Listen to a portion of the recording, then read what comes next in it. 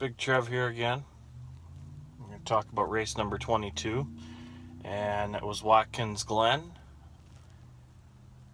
You will see the stats and race information on the bottom of the screen.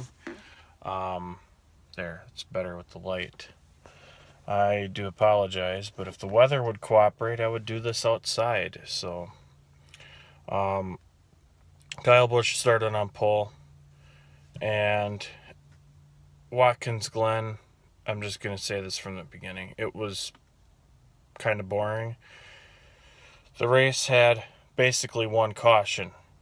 That's it, just one caution, because you had the stage breaks, which were counted as cautions too. But regardless, the first two stages were 20 laps, and then the final stage was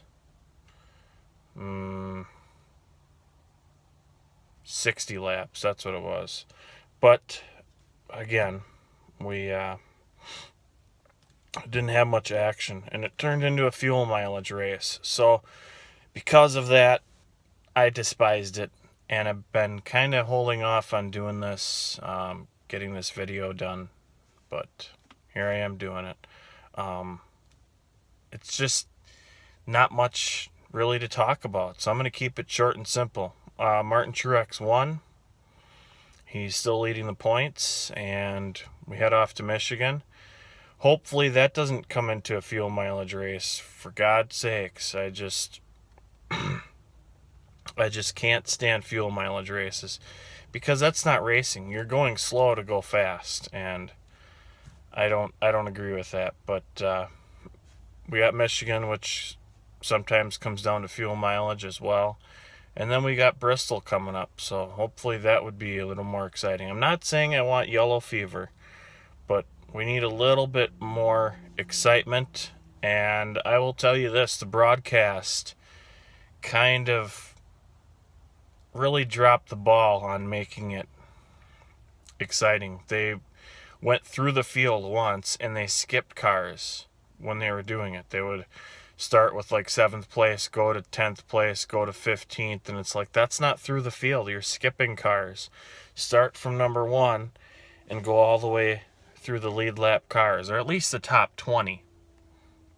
And then they had someone from MRN on the broadcast, which would, it was kind of weird, because he was in the S's.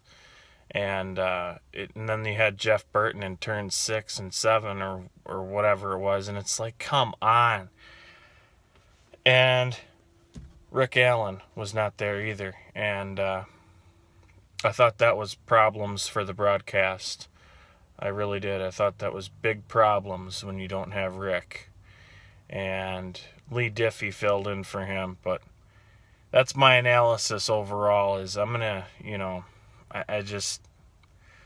I'm sorry, but I just cannot get into it when it's so much green flag coverage. And it's not the green flag coverage that gets me unexcited. It's the lack of analyzing the race, telling us how cars are handling. I mean, it's just like Fox's coverage all over again, which was terrible. Fox's coverage was terrible. The only thing Fox really did was show us intervals of the race.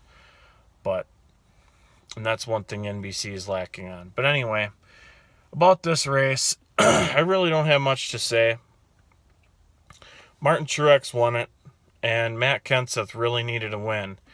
It was really kind of funny, because my dad's a Matt Kenseth fan, and we were over, my wife and I and our son, we were over at my parents' house. And my dad kept, come on, Kenseth, come on, you can do it, come on. And my wife's a Martin Truex fan, and I'm an Earnhardt Jr. fan. By the way, he finished out of the race. He had an engine failure. But anyway, and it's kind of funny, because I could tell that my wife wanted to say something. No, come on, Truex, she wanted to cheer him on, but she didn't. But he ended up winning, and he's leading... Definitely leading the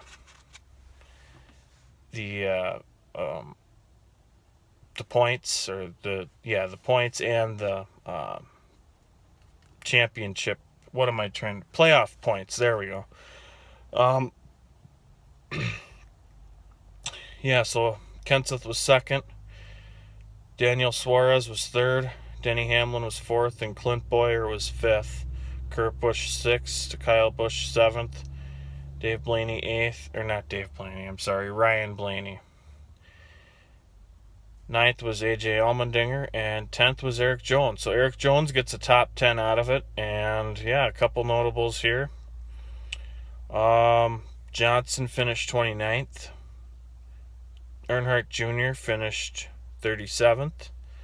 So yeah, it was definitely interesting for for those guys. Johnson and Jr. have been having problems lately. Hendrick needs to get their stuff together. So we'll see what happens. The first Chase Elliott was 13th. That's the first Hendrick car in the field. So as far as finishing, but we'll see what happens heading to Michigan. And that is the Pure Michigan 400. And that race will be this Sunday, which is only 2 days from now. And that race is on NBCSN. So again, looking ahead to Michigan. Michigan on NBCSN. So after this, we'll see after that race, and hopefully we have a little bit more excitement, and it's not go slow to go fast. But my broadcast rating, by the way, is a 4 out of 10. That's how not really upset, but that's how lack of my interest was with this race. So my broadcast rating, 4 out of 10, 40%. And there wasn't really any missed crashes. It was more the fact of lack of making the race exciting. So I think that's what needs to be improved on. And I also think NBC needs to show us some frickin' intervals. But anyway, like I said, Michigan, Sunday, NBCSN. Hopefully you watch it, and hopefully it's not boring. And if it is boring, maybe they need to add a couple more short tracks, but we'll see. All right, take care. We'll see you next time.